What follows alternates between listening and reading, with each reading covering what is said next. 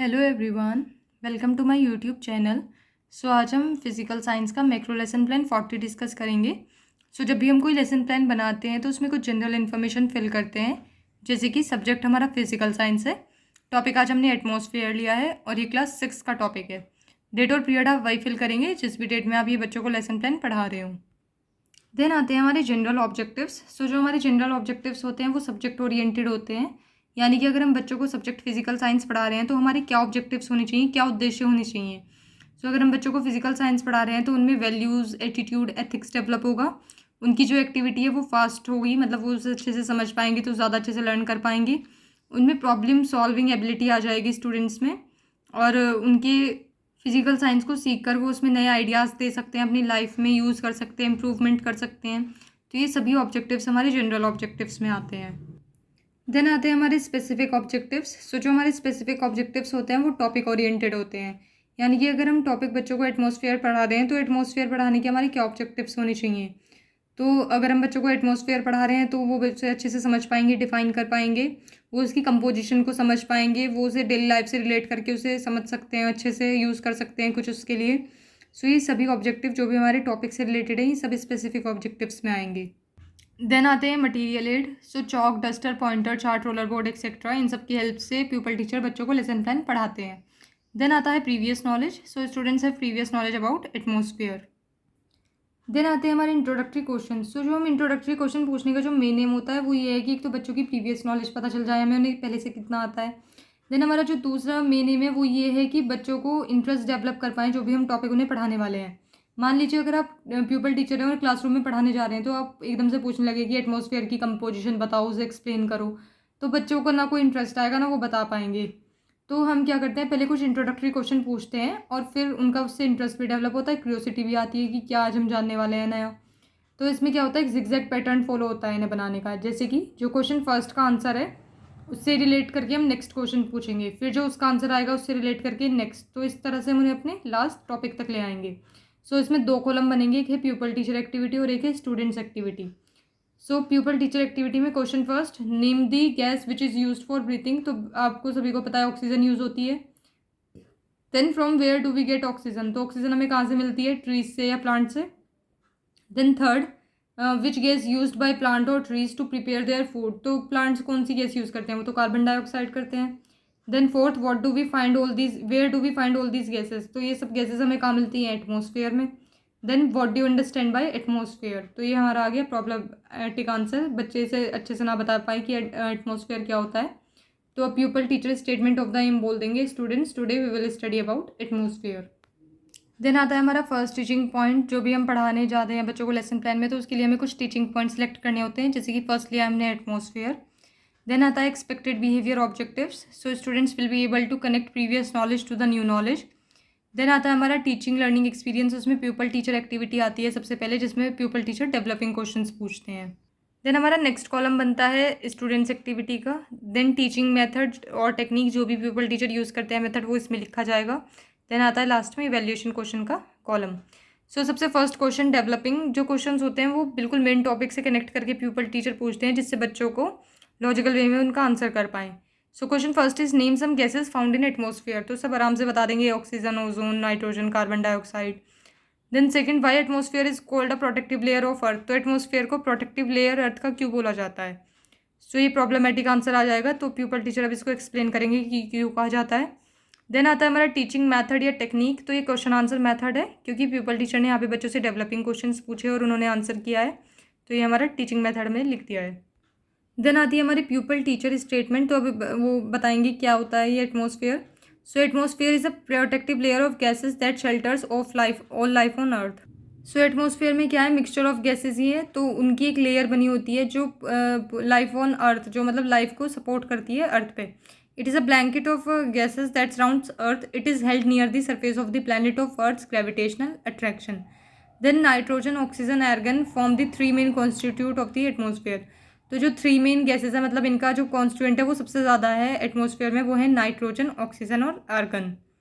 आप चाहें तो इसमें कुछ और इन्फॉर्मेशन ऐड ऑन कर सकते हैं, मैंने इतना ही लिखा है। देन आता है स्टूडेंट्स एक्टिविटी। इसमें बच्चे अगर प्यूपल टीचर अगर पढ़ा रहे हैं तो बच्चे क्या करेंगे, वो तो ध्यान से सुनेंगे और समझेंगे। तो यहाँ पे वही लिखा है, students will listen and understand carefully. Then आता है हमारा टीचिंग मेथड। तो एक्सप्लेनेशन मेथड है क्योंकि पीपल टीचर ने यहाँ पे बच्चों को एक्सप्लेन किया है अपना टीचिंग पॉइंट। देन आती है हमारी टेक्निक, तो वो है डेमोन्स्ट्रेशन टेक्निक। तो डेमोन्स्ट्रेशन टेक्निक का मतलब क्या होता है कि प्यूपल टीचर जब कोई क्लासरूम में किसी चार्ट पेपर के थ्रू, मॉडल के थ्रू या रियल ऑब्जेक्ट के थ्रू कुछ बच्चों को विजुअलाइज करके समझाते हैं तो बच्चे उसे अच्छे से समझ पाते हैं। उनकी जो लर्निंग है वो ज़्यादा अच्छे से होती है क्योंकि उनके सेंसेस एक्टिव हो जाते हैं उस टाइम पे। तो अगर हम बच्चों को कुछ डेमोन्स्ट्रेट करके दिखाएं तो उन्हें ज़्यादा टाइम तक वो याद रहेगा। तो हमने पूरा एटमॉस्फेयर बना के दिखाया है कि सबसे अर्थ के ऊपर सबसे पहले ट्रोपोस्फेयर की लेयर आती है, देन स्ट्रेटोस्फेयर जहाँ पे ओजोन भी पाया जाता है, ओजोन लेयर होती है, देन मेसोस्फेयर, थर्मोस्फेयर और सबसे लास्ट में एक्सोस्फेयर भी होता है। सो ये हमने पूरा एटमॉस्फेयर उनको बना के दिखाया है। सो इनमें गैसेस भी फिर प्यूपल टीचर बता सकते हैं यहाँ से कि कहाँ पे कौन सी गैसेस होती हैं। देन हमारा लास्ट में आता है इवैल्यूएशन क्वेश्चन। तो इवैल्यूएशन क्वेश्चन का मतलब क्या होता है, इवैल्यूएट करना बच्चों को। तो बच्चों को इवैल्यूएट कैसे करेंगे कि हमने जो उन्हें पढ़ाया है उन्हें कितना समझ में आया है। तो हम कैसे इवैल्यूएट करेंगे, जब हम उनसे जो कोई कोई क्वेश्चन पूछेंगे जो भी हमने पढ़ाया है। तो हमने क्वेश्चन पूछा है व्हाट इज़ एटमॉस्फेयर। देन आता है हमारा सेकंड टीचिंग पॉइंट जो कि है कंपोजिशन ऑफ एटमॉस्फेयर। सो इसमें expected behaviour objective, students will be able to recall atmosphere. So इसमें pupil teacher activity same way developing questions पूछने हमें जैसे हमने फर्स्ट टीचिंग पॉइंट में बनाए थे। देन हमारे नेक्स्ट कॉलम भी सेम्स बनेंगे। Then question first is which gases we inhale during breathing. तो जब हम इनहेल करते हैं तो कौन सी गैस को इनहेल करते हैं, तो oxygen. Then second is how much oxygen is found in the atmosphere. तो ये तो बच्चे नहीं बता पाएंगे शायद कि एटमॉस्फेयर में कितना ऑक्सीजन प्रेजेंट होता है। तो ये हमारा आ गया प्रोबेबल आंसर। तो प्यूपल टीचर बताएंगे कि क्या और कैसे होगा, ठीक है। देन आता है हमारा टीचिंग मेथड। तो ये teaching method question answer method है क्योंकि प्यूपल टीचर ने बच्चों से क्वेश्चंस पूछे हैं developing. Then pupil teacher activity statement. So the atmospheric composition of gases on earth is largely conducted by the by products of the life that it nurtures. Dry air from earth atmosphere contains 0.038% of carbon dioxide. तो इसमें carbon dioxide काफ़ी कम है percentage में। Then 21% of oxygen, और सबसे ज़्यादा क्या होता है इसमें, नाइट्रोजन, दैट इज़ 78.08%। तो सबसे ज़्यादा एटमॉस्फेयर में नाइट्रोजन गैस पाई जाती है, ये आप हमेशा ध्यान रखेंगे। एंड 0.93 पाया जाता है आर्गन। तो अब आपको कंपोजिशन पता चल गई होगी कि कितना एटमॉस्फेयर में कौन कौन सी चीज़ कितनी मतलब परसेंटेज में गैसेस पाई जाती हैं।